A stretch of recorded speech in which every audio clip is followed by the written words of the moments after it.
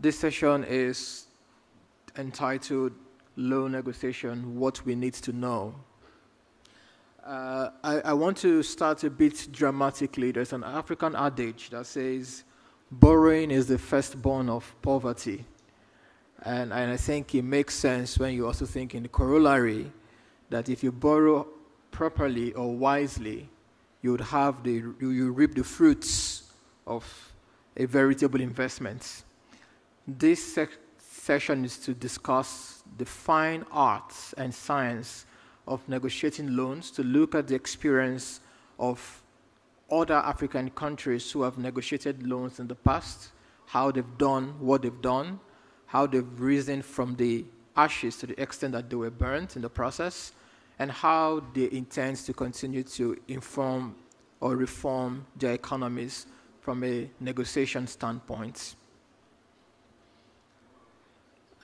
Diagnostics by the African Development Institute have revealed very pressing gaps in loan negotiation in Africa, but particularly in transition states.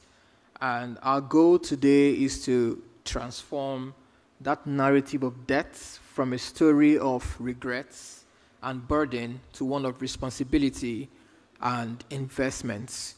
And so without further ado, I would call on stage the panelists we have for this session.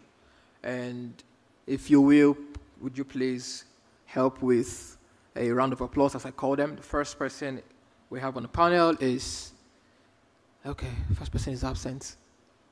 The second person we have on the list is Mr. Edgar Chalu Manuel Chalumar, who, is he in the room? Okay. We would come back. The third person is Mr. Bakari Krubali from the Gambia. Is he in the room? Okay. Please, a round of applause for Mr. Bakari as he comes. He is the Director and Directorate of Loans and Debt Management in the Republic of the Gambia.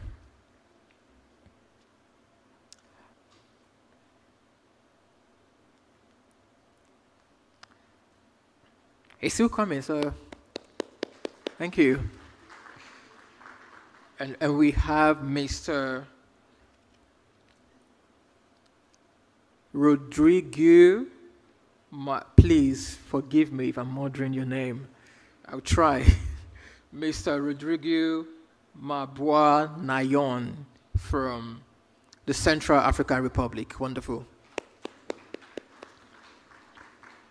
Mr. Mabwa Nayon is the head of state portfolio of his debt directorate. I will try again if we have the first two people. I know that the first person is the director of the African Legal Support Facility. I can't see him in the room. So as we already know, that was very loud. As we already know, this session is the African loan negotiation experience, what we need to know.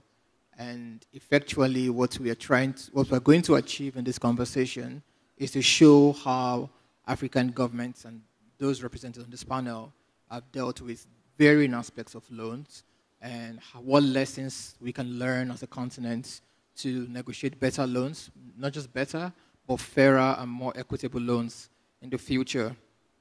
We will proceed in structured rounds of questions. So each panelist would have an equal opportunity to contribute to the questions that we'll be asking every one of them.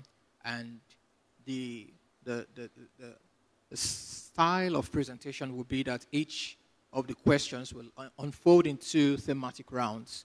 So the first round will be on loan negotiation experience proper, and we'll focus on strengthening negotiation capacity. And the second will address managing debt distress and building fiscal resilience. In terms of the timing, and just to manage expectations, we intend to go, each panelist would speak for 13 minutes in total. So, or rather 12 minutes in total, so 6 minutes apiece. Because we have 2 rounds, the first round will be for 6 minutes for each question, and the second round will be for 6 minutes for the other questions. And then we would leave 3 minutes each for closing remarks or any conclusive statements. And then the remaining 15 minutes or so we'll leave to questions from the audience, which I believe will be very incisive. So, as your pilot for this round, may I invite you to fasten your seatbelt as we get on this ride.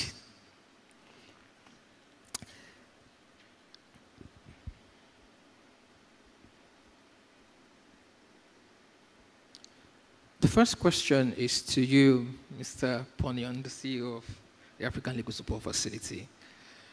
And so it's been observed by many observers and analysts and scholars that African countries, especially the transition states, often lack the capacity to enter into some of the loan terms that they sign.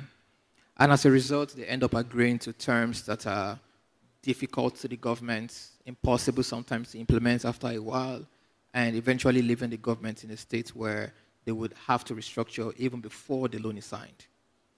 The question is, to what extent do you believe that this is still the case, that there's a lack of capacity, and how has the ALSF been positioned to assist African governments to better negotiate their loans? Thank you, Victor. Again, and this is really my firm belief that lack of capacity results from lack of exposure.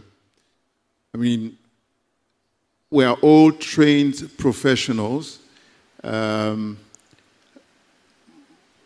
we don't get to know, and there's actually no way we can close a gap unless we are given a chance to close that gap in terms of knowledge, in terms of practice.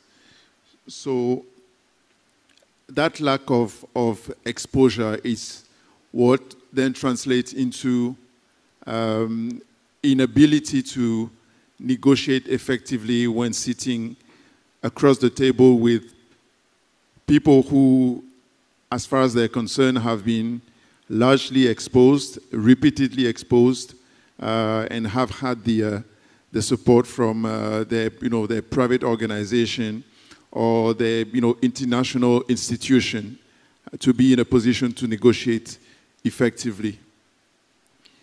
So,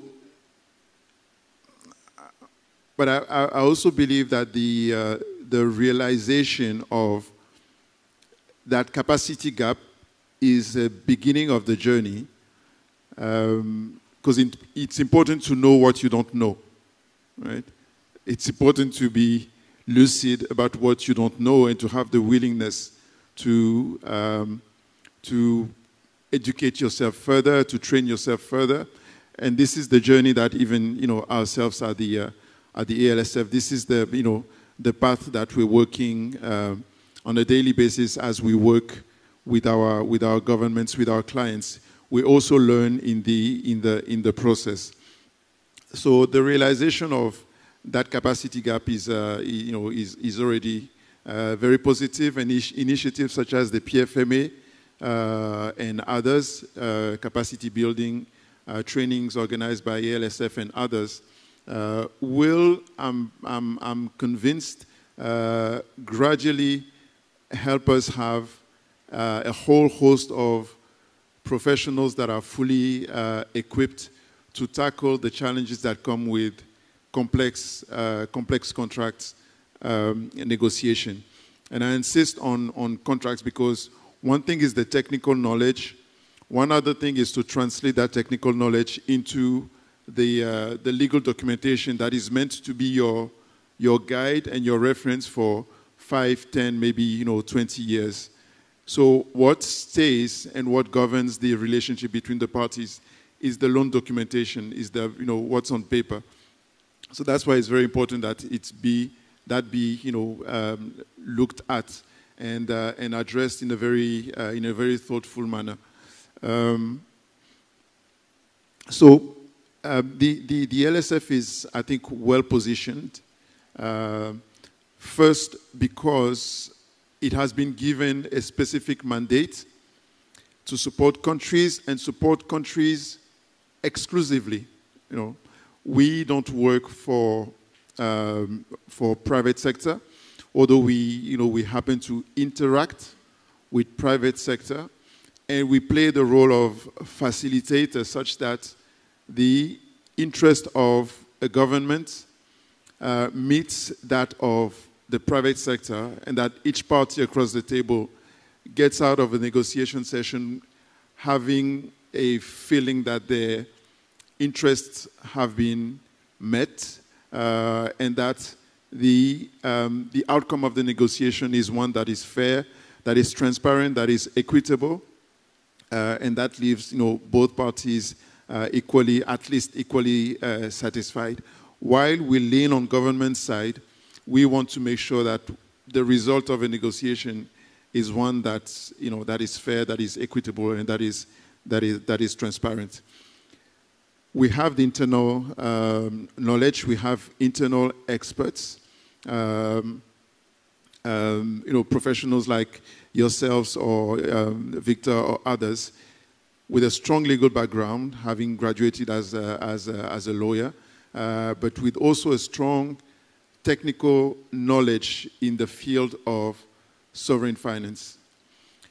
So I think that combination is, first, very important to have meaningful dialogue with debt management offices, technical advisors within the Ministry of Finance, because you are able to speak the same language. We are able to speak the same language and to understand each other when it comes to what it is that the country needs or wants. There's no loss in translation when the dialogue happens at the request level and at the terms of reference definition level. So that's very important as a platform, as a basis. But then the ecosystem around the LSF is one that is also enabling.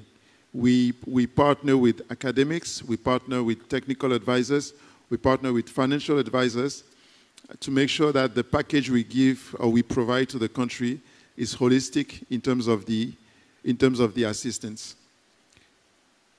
Really, all we need and all we expect is for countries to reach out to the ALSF and explore with us how we can assist them.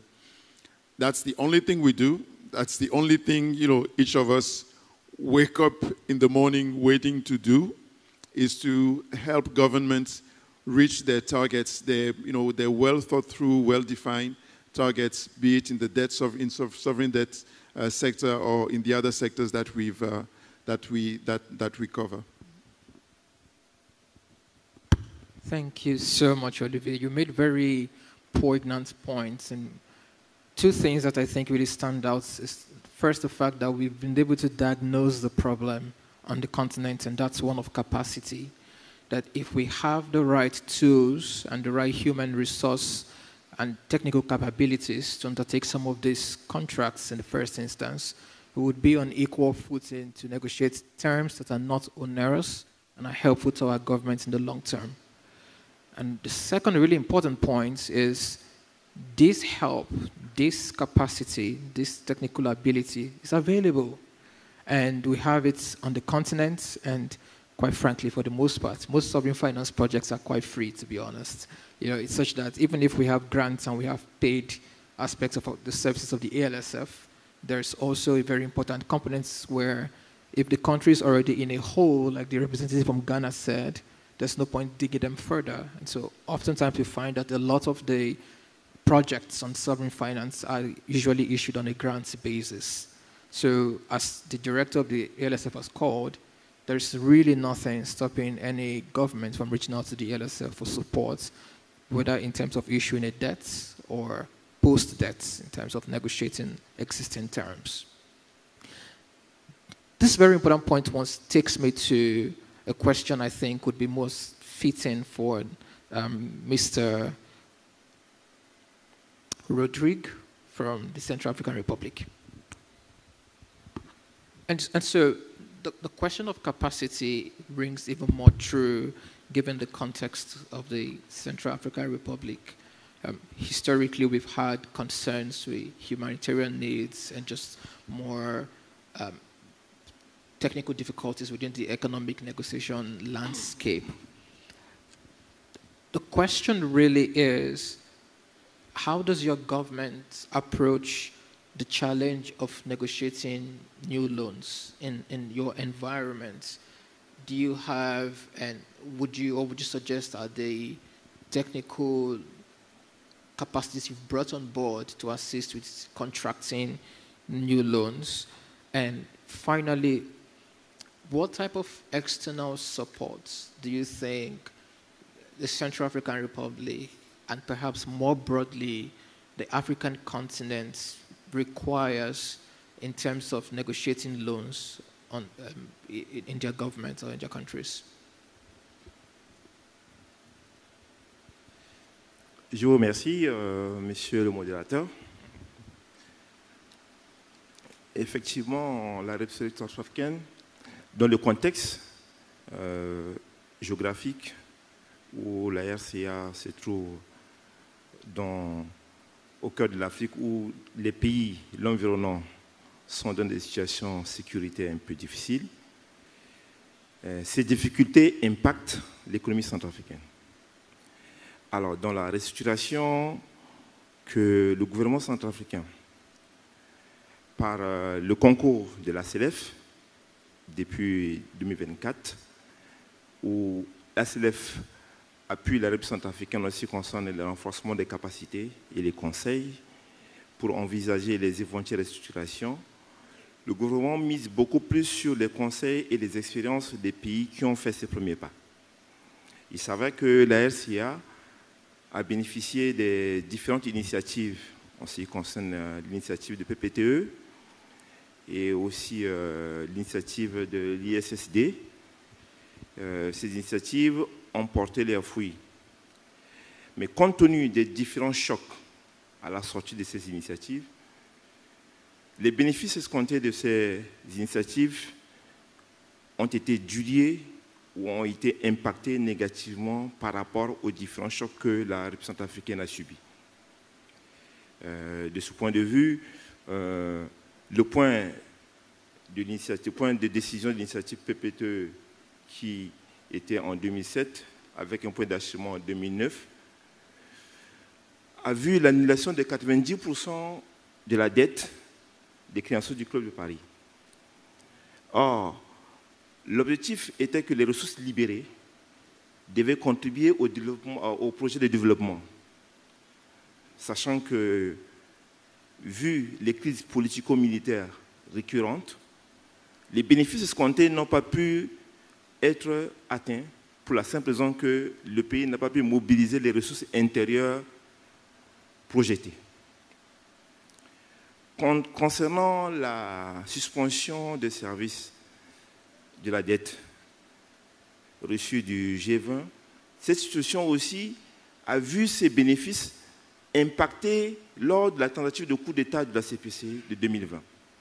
Donc du coup, le gouvernement se trouve confronté à l'issue des différentes initiatives de la restitution de la dette à des chocs endogènes et exogènes qui ont impacté négativement toutes ces initiatives. Du coup, l'espace créé par ces initiatives n'a pas été bénéfique pour la République centrafricaine.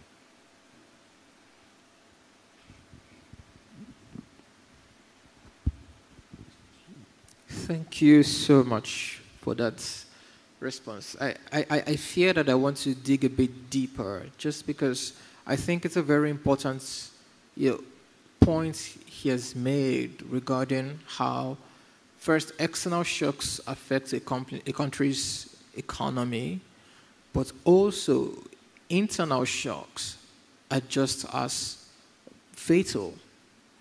And so, in terms of how you have been embattled or embroiled within this, both the external and internal shocks, what has been the way forward for Central African Republic, and how have you gone about funding necessaries? Because regardless of the shocks within the country, you would still have to run a government. What has that process been, especially when it relates to raising funds? Je vous remercie. Je pense que le processus, d'abord, c'est la sécurité, l'assainissement des finances publiques. Et le gouvernement a entamé, depuis les années précédentes, des réformes des finances publiques, entre autres la législation des finances publiques qui permet aussi de dématérialiser les fonctionnements et pour mobiliser davantage les ressources intérieures. Je pense que aussi le gouvernement fait des efforts dans le cadre de non-accumulation des arriérés en ce qui concerne les créanciers de la République centrafricaine.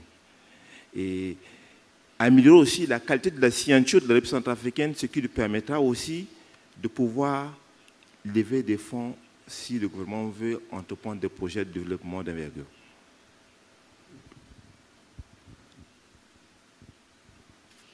Thank you very much, sir. That's very helpful. I think that just takes us to a very comfortable spot to turn to you, Mr. Bakari, from the Gambia, that is.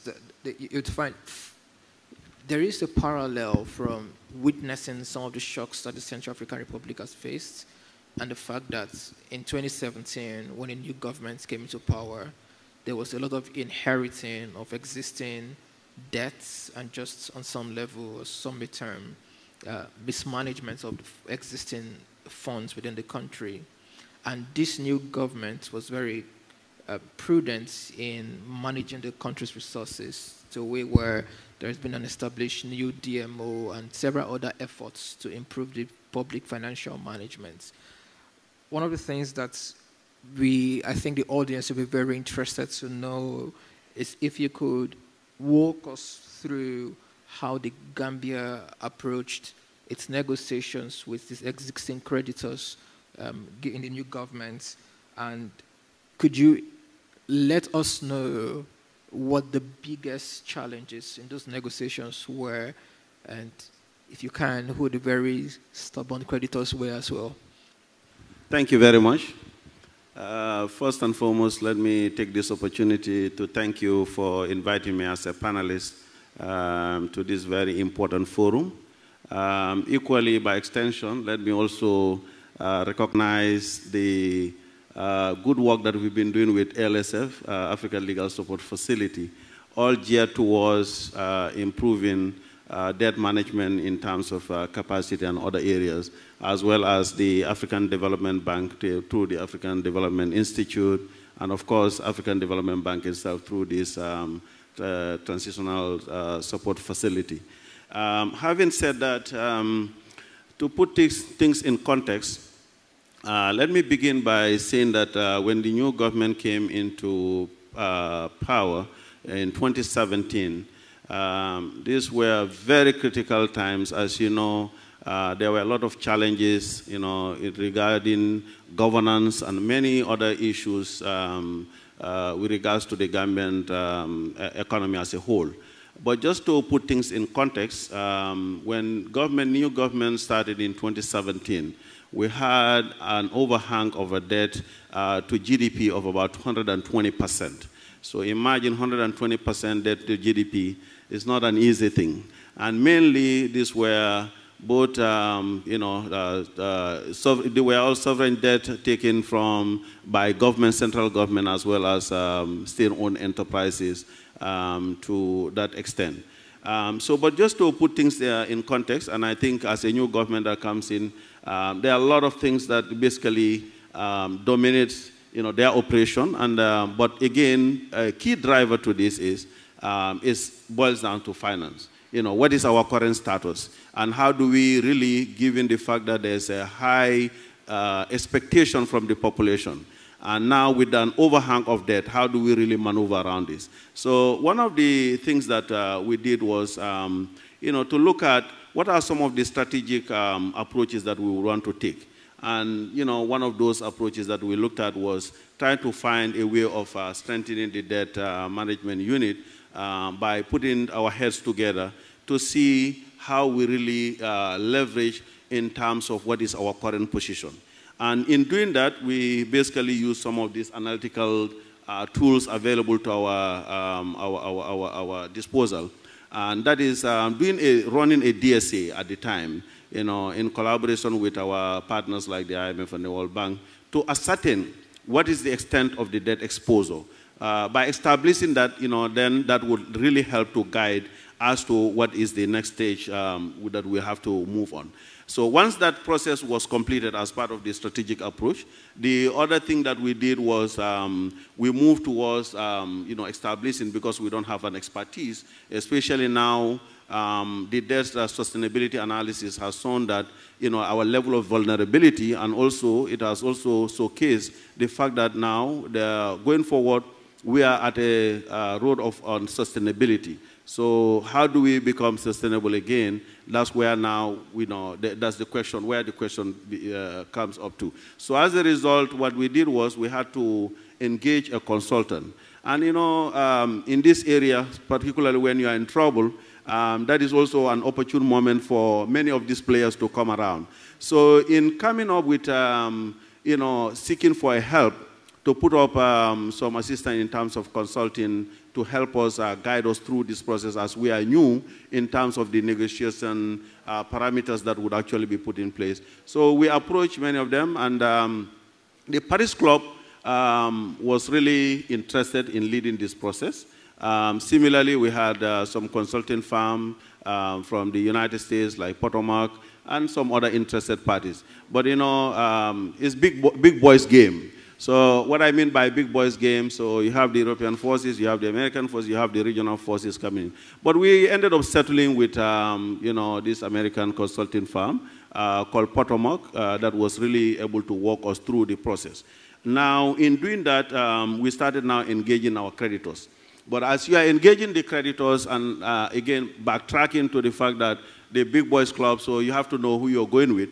Sometimes, you know, some of these companies or some of these consulting firms will have leverage, you know, over some of these creditors. And I think, you know, that was the whole idea when they presented their case. We just saw that, you know, going with this Potomac Consulting at the time would be really very helpful in terms of their outreach. So they were able to, you know, rally us into engaging, you know, formally engaging with the creditors. It was not easy, because when it comes to debt restructuring, you know, whether debt forgiveness, whether you're asking forgiveness or you're asking for deferral, or, you know, blend of the two, sometimes getting those creditors, you know, to buy into the whole idea becomes a challenge. But we are also assisted with, you know, the fund, the IMF also, to a great extent, given the fact that we did the DSA with them, and they have already established, you know, that we are on a part of unsustainability, and therefore the Gambia's case calls for an immediate assistance and support. So that was able to assist. But in our case also, one thing that makes it peculiar and unique is that greater part of our debts were coming from, you know, our Arab creditors, and vis-a-vis the ISDB, Islamic Development Bank, was one of the key key creditors at the time. So as a result, you know, we had to really focus more on how do we engage them. But some of the bilateral ones, like the Kuwaiti Fund, you know, Saudi Fund and others, you know, these were, you know, chunk of the debt composition. So in engaging with the IDB, it was quite a challenge, because if you look at it, the way their instruments are structured, it is in, you know, multiple layers. They have the ijaras, they have the istisnas, and then they have the ordinary loans. So what we ended up, you know, as part of our negotiation with, of course, the consulting firm that was assisting us in the process, we engaged them to see how best, because as the largest creditor, their impact would be much felt if they are able to really come on board to support this. So by engaging them, they were able to take on board the ordinary loans. So deferring some of the principal payment on the ordinary loans. But with regards to the istisnas and ijaras and some of the leasing debts that were part of their portfolio, they could not do much about those things, except that they extended some of the gestation period of some of those facilities to at least 2 years. That's the best that they could do. So institutions like Saudi Fund and Kuwait Fund and others, we engage them, but for them, they were able to at least assist to do like a deferral on the principal, and some of the interest payment continue. On the Indian facility, amazingly enough, they agreed to the restructuring. But at the time, what they actually said that we can defer both the principal and the interest. But in our case, what we want to do is we would want to capitalize whatever the interest element is. So you take that interest that is going to be deferred, and then you put it onto the existing principal, and then you capitalize it at with a new interest rate. So this was a lot of back and forth in terms of the process for negotiation. But by and large, it is quite challenging.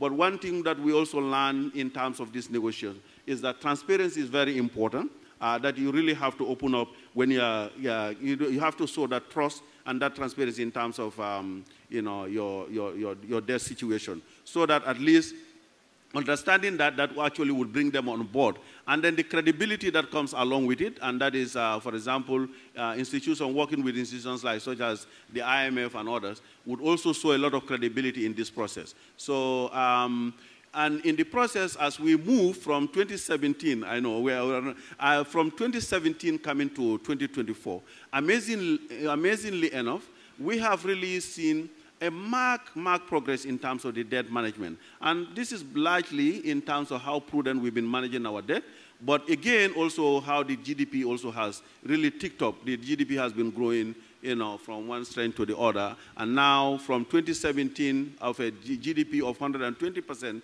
debt to GDP now to 74.7% in 2024. And we are looking forward to even reducing this further. Hopefully, I have a second round to come around. Thank you. Thank you so much, Director. At this point, I really want to say congratulations to the Gambia, because this is such progress that you've described. And I think so. A few of the markers from all he has said is in engaging with creditors, you need to show transparency.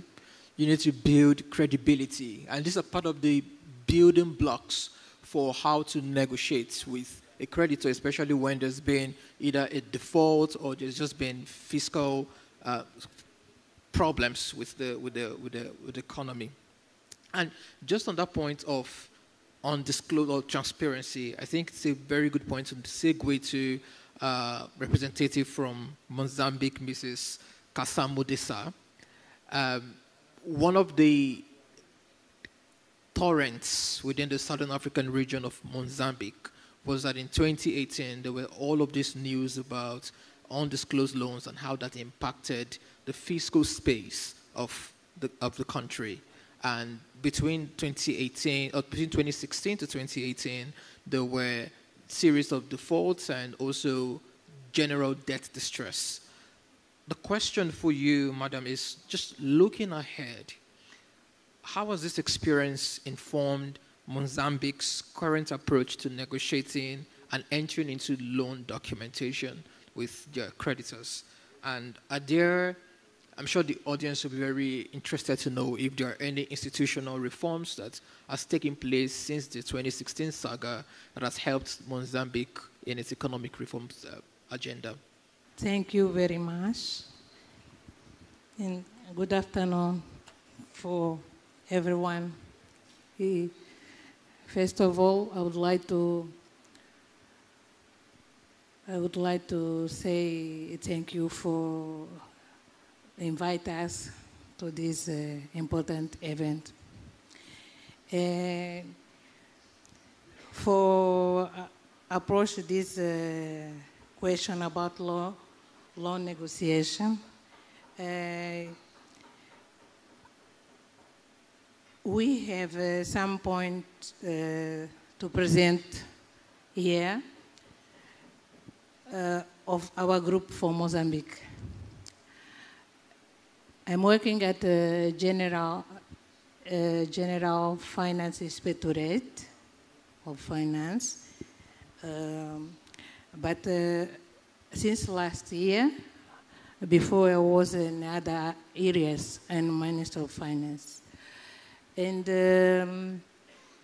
I am with my group for Bank of Mozambique. And I will present some points important for us in Mozambique in these issues. And have something that I will not say. My colleague can complete. Thank you. I would like to share our experience about loan negotiation. The first point is to identify the need of loan.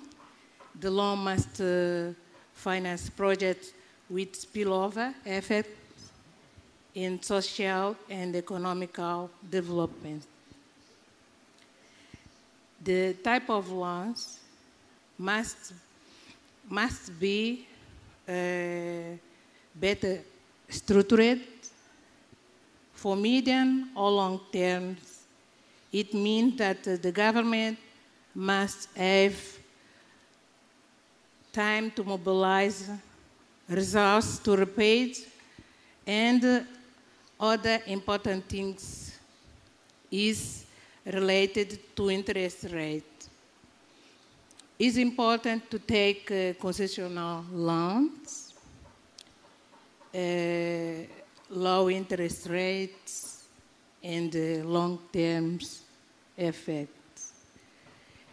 It is important also that the loans follow the regulations.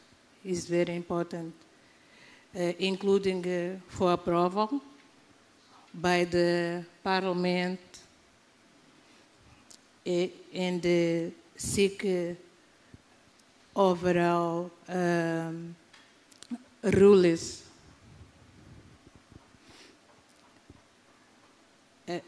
Other point is avoid the speculative loans, especially in a crisis situation, because it can offer bad conditions. The last one that I can point is the capacity of the debt management. That is very important. To have a unit control for the credits and the repayment control and avoid the lies. Mozambique probably is not the best example about debt, but we are fighting with this situation. I think everyone knows what is the situation that we are facing, you know, and it's a challenge for us, this issue. No, thank you so much, Ms. Kasuma. If I can ask for my group to tell more about it, sure, if this is possible. Thank you. Sure. Are they here now? We have just 1 minute. Sorry? Is your group here now? Yeah, yes. Is there anyone from Ms. Kasuma's group who wants to add color to what she said? Thank you. Okay, there's a gentleman at the back. Please, could we get the microphone to him? Sir, could you please raise your hand so that they can locate you? Thank you so much. My name is Elton from Central Bank of Mozambique. I also used to work in the Minister of Finance, Revenue Authority for about 10 years. So I want to emphasize some things that my colleague talked about. I think that the problem in Mozambique with hidden debt wasn't directly related to the law, because the law was clearly all loans until some amounts must be approved by the Parliament. But that thing doesn't happen in that time. So the problem was the law enforcement. How to make things according to the regulation that we have in place. That was the problem. And I have time. Okay, the second thing that, so I think that two things are important. The first one was the improvement of the regulation related to the loans and debt in general. I think that the government and the parliament have done very well in this topic.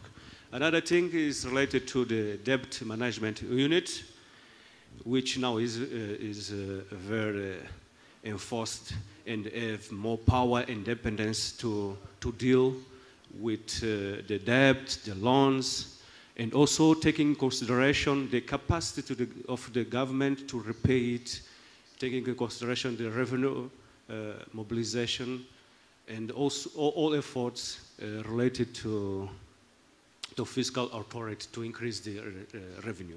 Thank you. Thank you very much. Thank you, the representatives from Mozambique. I think this just shows a number of very poignant points. One being that loan is beyond, the fine print is important, but also beyond that we need the capacity, we need the institutions, we need the regulatory framework, and as we learned from Mr. Krubali from Gambia, we need a political will to make things work, which is what's happening in the country. It so happens that on this point of making things work, we have seen situations where despite all efforts, and this is taking us to the second round of questions where we'll start all over again from Mr. Ponion, despite best efforts to negotiate the right terms and avoid onerous scenarios, the debt still becomes unsustainable and crises are struck. And so in this next couple of minutes, we will discuss the experiences of these countries on how they've dealt with gaining back financial and fiscal form after they've either negotiated a loan or are about to restructure the loan that has been negotiated. And so the first question is to Mr. Ponion. From your experience, what should African countries know and prepare for when entering into a debt restructuring to correct the terms of a loan or a loan agreement that has gone awry? And what can countries do to assert their case more effectively with the help of the ALSF? Thank you, Victor. I'll give an example of an approach by a particular debt management office that I found very sensible. So we received a request to assist the country with, I think it was 3 bilateral debt agreements with non-Paris Club creditors. So the request emanated from, Ministry of Finance, Treasury, and so we went ahead, had the discussion on the terms of reference of the project. But before getting to procurement stage for our financial and technical advisors, we had a in-country meeting with, of course, the requesting agency, which was Minister of Finance. But we also got to meet the Attorney General's office, right? And the Attorney General's office, as you know, is it should be the entry point, but it's most of the time the exit point of a agreement that commits the country. So when we got to the Attorney General's office, we said, okay, here we are the LSF. We've been, hired to do this work, and we're coming to see if you have any input on the terms of reference. So the AG then said, okay, I'm glad that you're here. We appreciate your work. But at this stage, I need my team as Attorney General in charge of vetting this agreement. I need my team to know exactly what we're talking about. So I'm not going to give you any input now. I'm not going to commit the country blindly. So thanks for coming, but we need to do our homework thoroughly. We need to come up with a white paper on this is what we want, this is what our country needs, this is the results that we're aiming to achieve, and then we'll be able to bring you back in, and at that point we can make progress. And I love that approach, because what it says is, unless the government has a clear agenda and a clear expected outcome from the negotiation, unless that happens, unless that is the case, then the work, even the work and the support that we provide may not be 100% efficient. So this is just to say that what we also need as advisor to the government is to have a government teams that are, sorry, it's a fly that seems to like my smell. It's a clear agenda and an alignment between the Ministry of Finance and other involved agencies within government that are that take part in that restructuring process. But also because, Victor, this is meant to be an interactive discussion, I would like to throw back a question at the room, and hopefully some of our participants will be able to chip in. And because we're having, we must use these opportunities to have, honest and transparent conversations. I would like to know, any given country can contribute. What are the perceived gaps, in terms of capacity, in terms of technical expertise? What is your own experience of what you're not able to achieve owing to lack of exposure, lack of capacity, specifically when it comes to loan negotiation and the legal or technical aspects of loan negotiation? I'd be very interested to hear, and so that it can also be shared with others. What do you feel are the key gaps, the key pain points in your own experience as debt management officer, as officer in the central bank, involved in debt management negotiation and debt management in your country? That's something that I'm very keen to also hear from the room, if that's possible. Yes, thank you so much, Olivier. And I think it's very possible. I would defer that to perhaps the end of the program, so all the panelists can have the time to speak as well. So please, if you have a response to that, kindly note your responses down, and then we can come back to it at the end of the panel. And obviously, there's going to be questions and answers, so please also note down questions that you have for the panelists, not for me, for the panelists, when we are done. Okay, thank you so much, Olivier. And that was very helpful, and it's very interesting because I think it's a dynamic we're seeing more with African governments and departments of Ministers of Finance and the AG's office, where there's been more involvement in the fine prints. This was not the case before, but I think as a continent that has grown through rigors of debt restructurings and pain points in negotiations, we've learned through the scars, I suppose.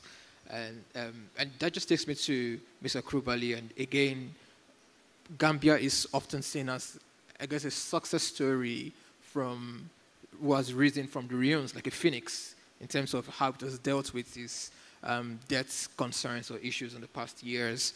And I think one thing that the audience would be curious to know would be, now that the immediate crisis has passed and you've moved from, was it 87% of GDP debt ratio, debt to GDP ratio in 2018 to I think 70% few years, 2022, right? Great. So what step is what steps is the Gambia taking to ensure that it doesn't slip back into pre-renegotiation levels? Thank you very much. This is an excellent question, and we've been really striving very hard to make sure that we are within, a sustainable level. And so one of those steps that we've been taking to guide us is on annual basis doing debt sustainability analysis to gauge our vulnerability level to determine, what are the exposure level, what are the risk levels, and so on, in guiding us through. But, whilst I'm talking about that one, just a little bit of backtrack to my previous intervention, that as part of the key achievement, one of the achievements that we also had during that time is that when we went through this restructuring, which was kind of a very complicated restructuring at the time, it really opened up the fiscal space for us at the time. That we were able to really have our savings within the window of the restructuring period after the negotiation to a tune of about $840 million, which really helped us to really build up our horizon in terms of development. And now when you look at it, for some of you who have not been in Gambia for some time, if you go there now, you can see massive development, particularly in the area of infrastructure. And this has really helped also, to jumpstart in terms of, the GDP growth level and all those things. So, and things are really moving to the right direction. But to sustain this, as you rightly mentioned, one of the guiding principles, I mentioned one of them, that is the regular debt sustainability analysis. But again, let me also inform the audience that we are also currently in an IMF program that also guides us in terms of, the threshold that we can, borrow on an annual basis. And that is like our colleague from Ghana mentioned here some time back that their limit is about 300 million. So for us, it's just $90 million. That's the threshold for an annual basis. And out of that also, any loan that we are borrowing, we have to make sure that it is highly concessional. And what we mean by concessionality, highly concessional, there has to be 35% grant element in any loan that we are contracting. And that is also tied in our hands. That means we cannot go very much into the commercial side of loans. So most of our loans are like multilateral, from the multilateral institutions, not from the private, financiers. So as a result, most of those loans are really highly concessional in terms of both the repayment tenure as well as the interest rate. So the other thing also that we've been focusing to make sure that we are also keeping up with the momentum is deepening up into the domestic debt market, as part of our strategy. So coming into office of this new government, there were, because of the governance structure and all these bottlenecks around access to finance, government has its hands tied, and most of the operations were financed through, domestic financing of the treasury bills and so on the short end, 3 months, 6 months. So now, as part of our debt management strategy,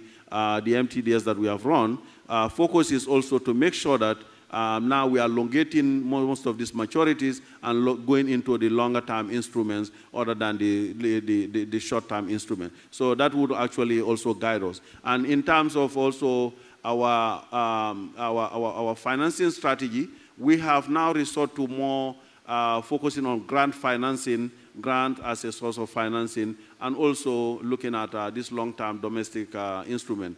And also, a critical area is the domestic resource mobilization. We have widened up the horizon of our domestic resource mobilization. And pretty soon there's a strategy coming in to guide our domestic resource mobilization. That means now, instead of looking outside the box, we are now looking more inside the box to make sure that at least we are matching these two together. Because it's one thing, you have a high development aspiration, but at the same time, the source of finance, it becomes a problem. And you cannot also depend on all this to be loan finance. I know I'm always out of time, but for now, those are the key areas. So looking at inward in terms of the debt management strategy, deepening into the domestic debt market, doing regular debt sustainability analysis to test our vulnerability, and also making sure that all the loans that we are contracting, are within the defined threshold, and also they are concessional. Thank you so much, Director Krubali. I think it's really interesting, the steps that the Gambia has taken to sort of retrace its own steps and inundate the system with reforms that would help deliver the future that the people of Gambia would love. And just to build on that point, I will go to Ms. Kasamo, and perhaps your colleague in the audience could also chip in at this point as well. The recovery or the discovery of those hidden loans, and like your colleague said, there was probably loans that escaped regulation as opposed to being hidden deliberately. The journey didn't stop there. We saw also, and I think I recall, that Mozambique had to restructure its Euro bonds not too long ago, and especially the Ematom loan, and historically achieved a very interesting victory with some of the Credit Suisse loans, and then there was a restructuring that led to the writing off of a significant aspect of that loan. The question is, what are some of the lessons that you think would be helpful to other African governments in how the government of Mozambique was able to negotiate with its creditors and come about this restructuring that led to some fiscal breathing room for the country today? Thank you. I would like to pass this question for Mr. Shalom, please. So I think that it was a restructuring process. What happened is the government, and I think that is important, the government assumed the debt, and it was important to bring confidence for the market, because we need to be transparent. So the government assumed the debt and started to repay it according to the plan. So it wasn't a restructuring process. It was an agreement about the schedule and amounts that it was important to pay in that time. And the government started to pay until now. So some part of the debt was dealt using some commercial banks, national commercial banks. So this part of the debt was repaid using treasury bonds. So it wasn't a restructuring, but it was an instrument that the government used to repay. So we didn't get in a restructuring process. It was more than an agreement that the government assumed to repay the hidden debt. Okay. Thank you, Mr. Shalom. I understand that there was some sort of absolution from the debt owed to Credit Suisse. Could you enlighten us how that happened? I hear you say it was not a restructuring, but what was that process like? Just for the audience to really understand if there is other ways to go around debt than restructuring. The Credit Suisse, I think that was the bank that intermediated the process of issuing the euro bonds. So it was involved since the beginning of the process. It wasn't nothing special regarding the Credit Suisse. What the government did was assume the debt, start a negotiation to repay it. We didn't get in a restructuring process. Okay, thank you. That's very helpful, Mr. Shalom. Thank you very much. So the process is still ongoing in terms of handling or dealing with the debts to Credit Suisse, and the government is taking a new obligation to repay with a new schedule, if I'm understanding correctly. Okay. Mr. Rodriguez, I would like to go to you, being the last but definitely not the least, and just to unpack a bit about the history of loan renegotiations within the Central African Republic.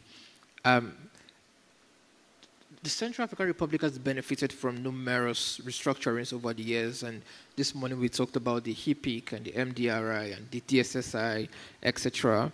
And while these efforts, I believe, have produced some reliefs to the Central African Republic, the debt vulnerabilities, it seems, still remain amidst a fragile economy.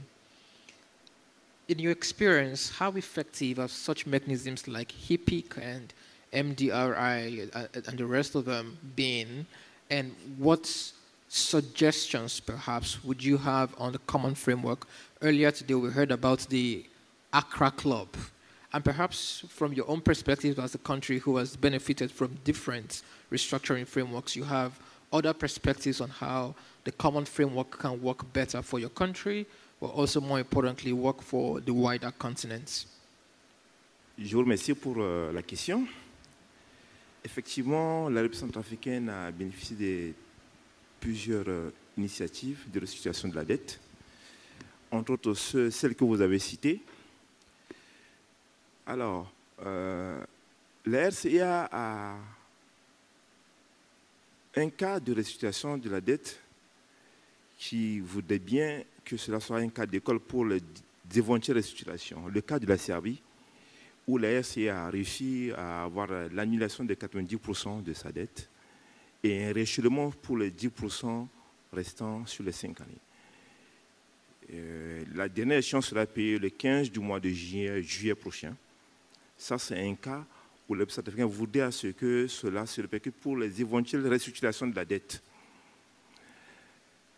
Le gouvernement centrafricain a essayé de prôner la main qu'il a sur la restructuration de la dette en prenant des décrets qui essaient de canaliser, c'est-à-dire en donnant de la force au Comité national de la dette publique.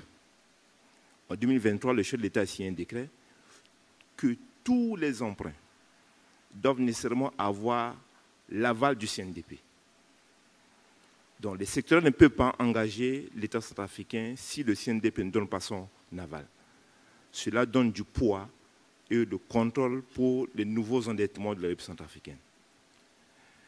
En ce qui concerne pour les différentes réformes, si la République centrafricaine veut capitaliser les différentes situations, éventuellement, il faut des réformes. D'abord, il faut améliorer la participation et la comparabilité des traitements.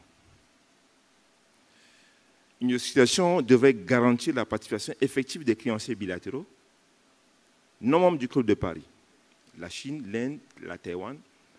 Il s'avère que dans l'initiative PPTE, ces créanciers majeurs n'ont pas participé à cette annulation, ce qui a dilué un peu l'impact des autres créanciers qui ont participé à cette restructuration. Il faut aussi renforcer le cadre commun,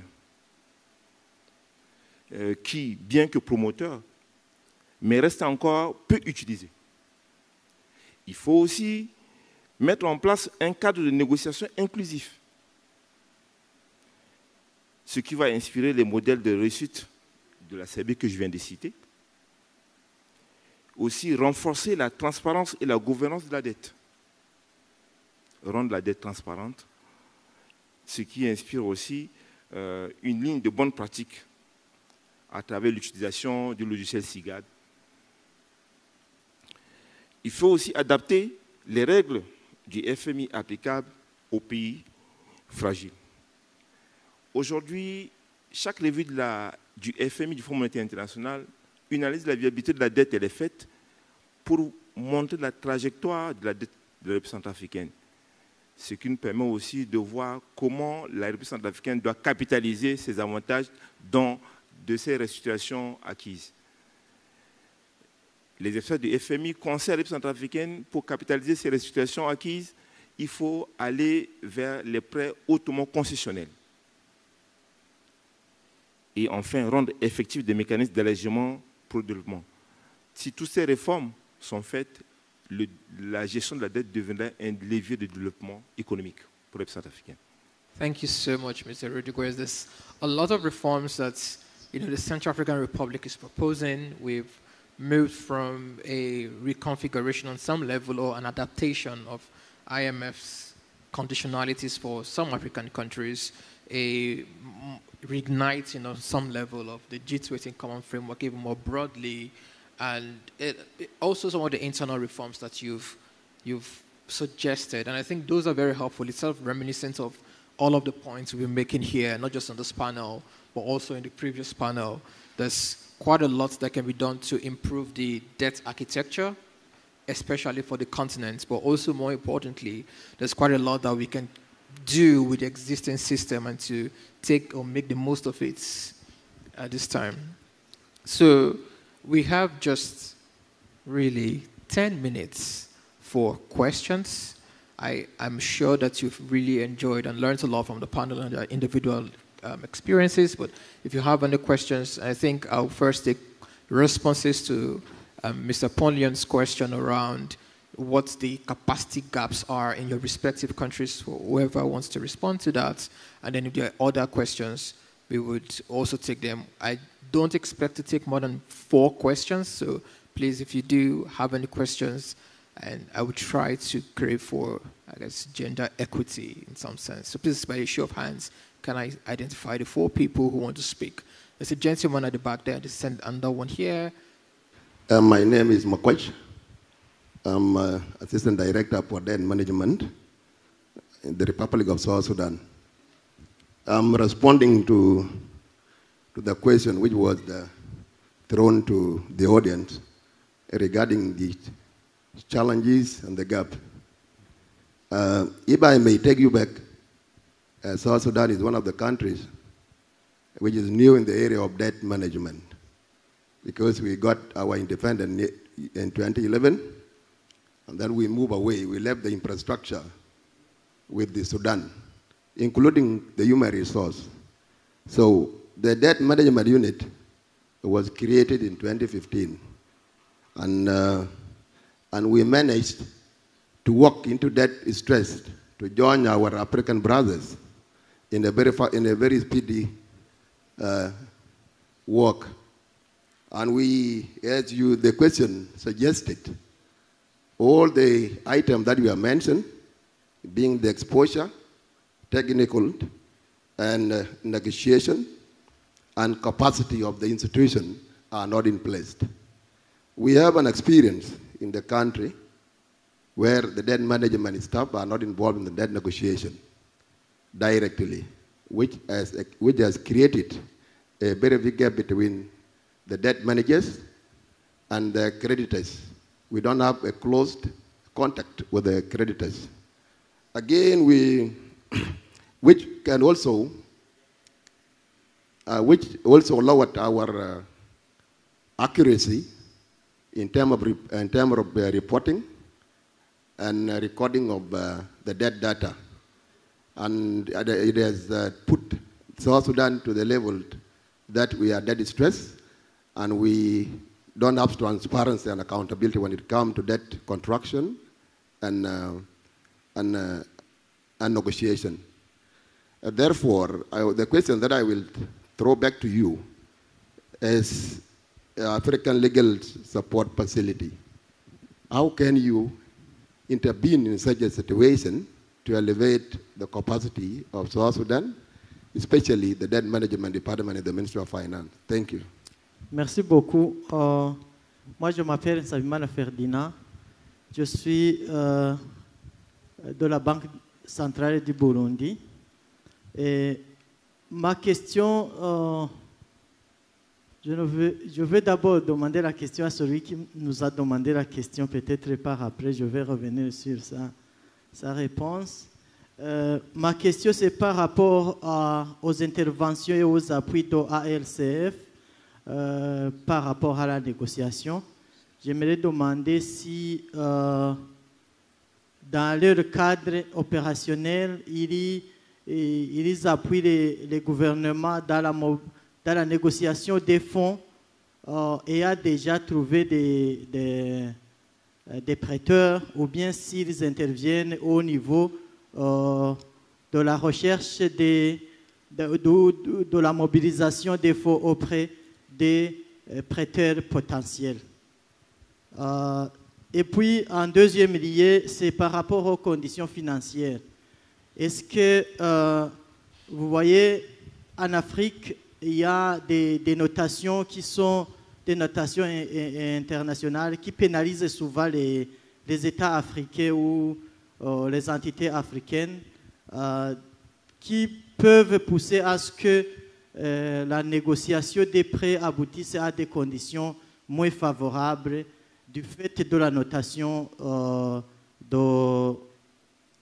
appliquée aux pays africains. Alors, j'aimerais demander, par rapport aux pays africains, y a-t-il une base de données de prêteurs, autres que les prêteurs traditionnels, du moins les pays qui prêtent à d'autres pays au niveau de l'Afrique? Est-ce que les conditions sont plus favorables par rapport aux conditions appliquées par les prêteurs traditionnels? Merci. I think a key capacity that is not there in the debt management offices is having legal sitting inside the debt management office or supporting the debt management office from inside.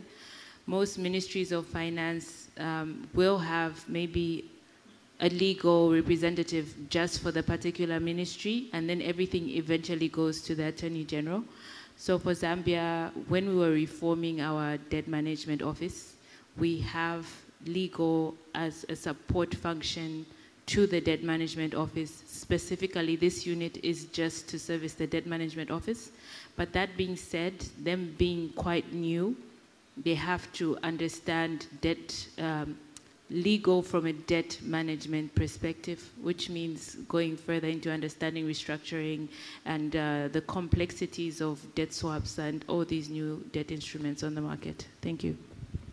Thank you. Is that a question or is that a comment? It's a contribution and a realization that capacity building that is missing is legal within the debt management offices. Sounds good. Thank you very much. And there's a gentleman in front here from Chad. Please restrict your question to 30 seconds if possible. Merci beaucoup. Merci beaucoup. Le problème africain, solution africaine. Bien sûr, c'est rassurant. Avant que mon homonyme Victor commence, il avait dit que l'emprunt est la première phase de la pauvreté d'un pays. ALCF dispose de capacités techniques professionnelles à renforcer les capacités des experts africains en matière de négociation de prêts. Je voulais savoir quelles sont les conditions premières qu'il faut mettre en œuvre pour bénéficier de ce renforcement des capacités, c'est-à-dire votre expertise. Maintenant, la deuxième question consiste à savoir quelles sont vos exigences en matière technique, en matière d'assistance technique sur le volet des tarifs. Ma dernière question consiste en termes de négociation, parce que la plupart des pays africains n'impliquent pas la population en termes de négociation. Je voulais savoir, est-ce qu'il y a une méthode ou bien un principe de négociation transparent qui ne peut pas avoir une influence sur la génération future. Parce que beaucoup plus, les prêts qui sont généralement faits compromettent l'avenir de la génération future. Donc, est-ce qu'il y a des méthodes qui impliquent tout le monde, bien que le Centrafricain avait répondu par rapport à cette question?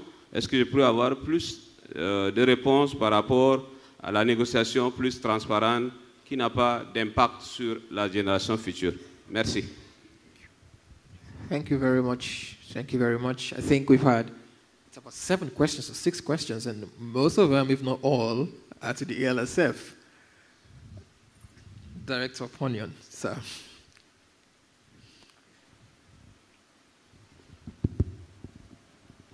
Thank you, and thank you for the questions. I think one answer that can hopefully address the gentleman from South Sudan and the gentleman from Chad who just Victor, is that the ALSF is largely demand-driven. When we get a request, we move. So there are other things we do on a more proactive basis, like some of the, some of the seminars we put together, and then, deliver without being prompted. But essentially, what you must bear in mind is that we act on requests of our member countries, our beneficiary countries. So, to the gentlemen of South Sudan, please reach out to us. Let us discuss your need in detail. You will then get to, my colleague Victor here will give you the request, the template of the request that you and your colleagues will then fill with some specific information. You'll send that request to us, and once we have your request in hand, then the whole process of the project implementation, drafting of terms of reference, the whole process starts from you coming to us, asking us to assist you with a specific work that addresses your need, and the whole process starts from there, right? So that's we respond to your demand. So that's why I was referring to the Attorney General's example earlier. He felt he needed to have clarity of mind and to come to the LSF with a clearly stated demand, because that clearly stated demand also helps us put in place the right team to assist and make sure that we put all chances on our side for a successful delivery.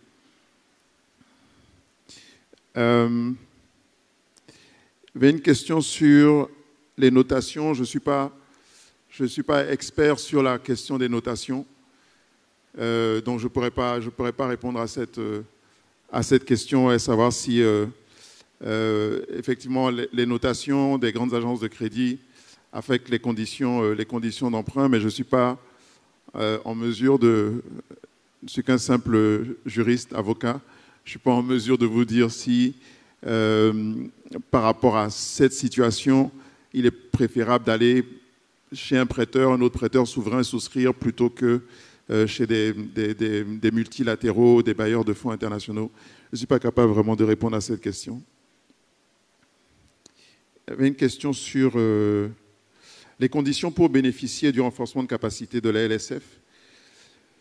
Alors, les conditions pour bénéficier de renforcement de capacité sont, encore une fois, pouvoir exprimer le besoin de renforcement de capacité de manière claire, sur quel aspect en particulier, quelles sont les faiblesses perçues, quelles sont peut-être les échéances à venir qui justifient que les capacités des équipes soient renforcées. Ça peut être pour du court terme ou ça peut être sur du moyen et long terme. Nous, on s'adapte, nous sommes flexibles.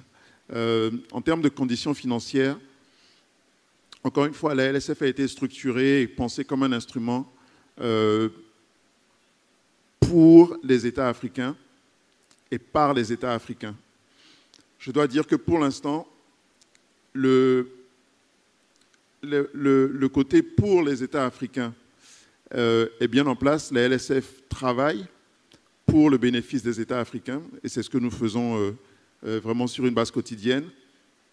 Le support ou le soutien des États africains est quelque chose sur lequel, clairement, nous devons progresser.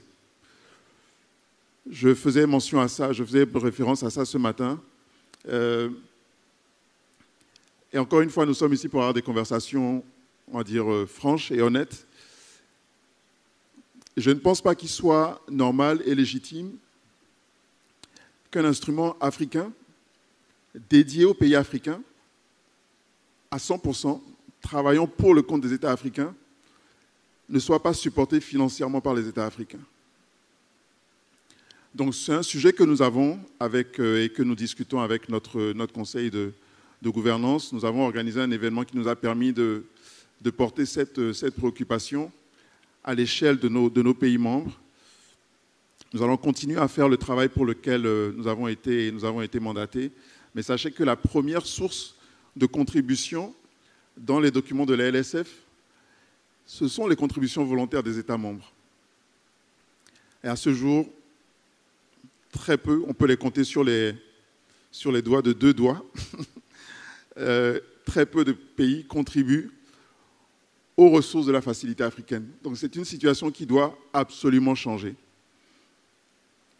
Si vous venez vers nous, Monsieur Victor, si vous venez vers nous tout à l'heure, si vous avez une requête, bien sûr, nous allons vous écouter, nous allons traiter la requête. Et quand nous la recevrons, nous ferons le travail. Mais à côté de ça, on a un vrai problème de fond à résoudre sur la question des ressources et de l'appropriation des États africains de l'outil ALSF du point de vue du support financier. Je pense que c'est un vrai sujet.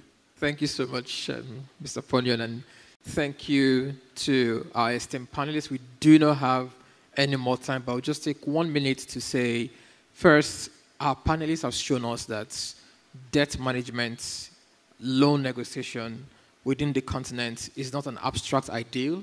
It's a tangible, possible reality, one that we must pursue. We've heard that capacities must be built. We've seen that it's not just about the debt that is taken, but that it is the management. And so debt of itself is neither foe nor friend. It's what you do with the debts. And in closing, I would just invoke a final imagery. And I just want us to imagine loan or loan negotiation as a journey. The moment you sign a loan document or a bond indenture, you are embarking on a journey to either economic success in the future or, unfortunately, regrets. And we've learned from this panel that armed with the right tools, the right knowledge, the right capacity, and the right political will, we will be able to conquer our biggest fears as a continent and get to a point where debt is seen as an actual friend, even if it is none. I want to extend my heartfelt gratitude to the panelists. You've given us such huge perspective. Thank you so much. All your contributions are invaluable. And also to our non-panelists and the audience, Mr. Shalom from Mozambique, who has done a fantastic job giving us perspective from that country.